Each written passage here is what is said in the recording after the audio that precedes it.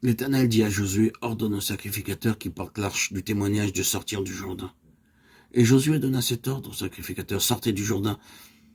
Lorsque les sacrificateurs qui portaient l'arche de l'alliance de l'Éternel furent sortis du milieu du Jourdain et que la plante de leurs pieds se posa sur le sec, les eaux du Jourdain retournèrent à leur place et se répandirent comme auparavant sur tous ses bords. Josué 4, 15 à 18. Portant toujours avec nous dans notre corps la mort de Jésus, afin que la vie de Jésus soit aussi manifestée dans notre corps. Car nous qui vivons, nous sommes sans cesse livrés à la mort à cause de Jésus, afin que la vie de Jésus soit aussi manifestée dans notre chair mortelle. Ainsi la mort agit en nous, et la vie agit en vous. 2 Corinthiens 4, 10 à 12. Dieu a placé les prêtres dans une position de mort, afin de frayer aux enfants d'Israël une route vivante. Les prêtres furent les premiers à marcher dans l'eau et les derniers à en sortir. Ils représentent les vainqueurs de Dieu. Aujourd'hui, Dieu cherche une compagnie de personnes qui, à l'image des prêtres du récit biblique, marcheront dans l'eau, entreront dans la mort, accepteront la discipline de la croix, se tiendront sur le terrain de la mort en vue d'ouvrir une route vivante en faveur de l'Église.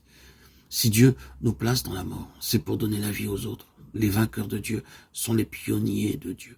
Ce n'est pas que les prêtres aient été capables d'accomplir quoi que ce soit, mais parce qu'ils portaient l'arche. Ils devaient descendre dans le lit du fleuve. Ainsi, nous devons laisser Christ, symbolisé par l'arche, être le centre de notre vie.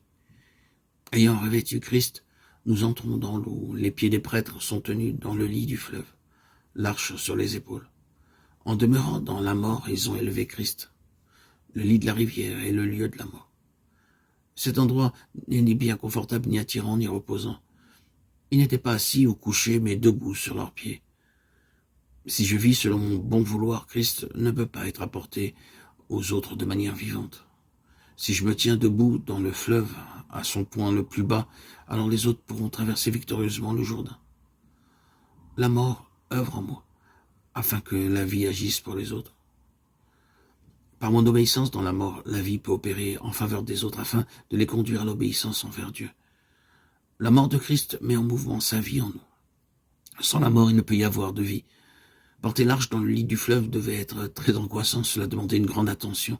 La plus légère insouciance et le Dieu saint les aurait détruits. Cependant, ils demeurèrent debout, là, regardant les enfants d'Israël traverser l'un après l'autre. Ainsi, ils furent les derniers à sortir du lit du fleuve. C'est pourquoi l'apôtre déclara ceci. Car Dieu, ce me semble, a fait de nous, apôtres, les derniers des hommes, des condamnés à mort en quelque sorte. Puisque nous avons été en spectacle au monde, aux anges et aux hommes. Nous sommes fous à cause de Christ, mais vous, vous êtes sages en Christ. Nous sommes faibles, mais vous êtes forts. Vous êtes honorés et nous sommes méprisés. Jusqu'à cette heure, nous souffrons la faim, la soif, la nudité. Nous sommes maltraités, errants çà et là.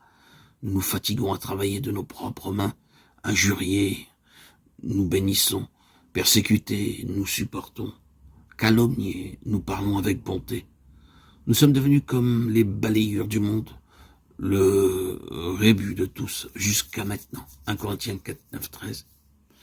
Il désirait que les autres croient à l'évangile, mais sans ces chaînes. Acte 26, 29.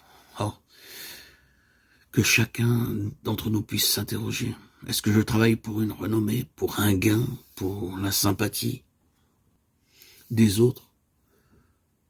Ou est-ce que je recherche la vie pour l'Église de Dieu? Puissons-nous prier, Seigneur, je meurs pour que les autres puissent vivre. Dieu affirme clairement que ce ne sera pas facile, quoi qu'il en soit. C'est la seule façon d'accomplir le plan éternel de Dieu.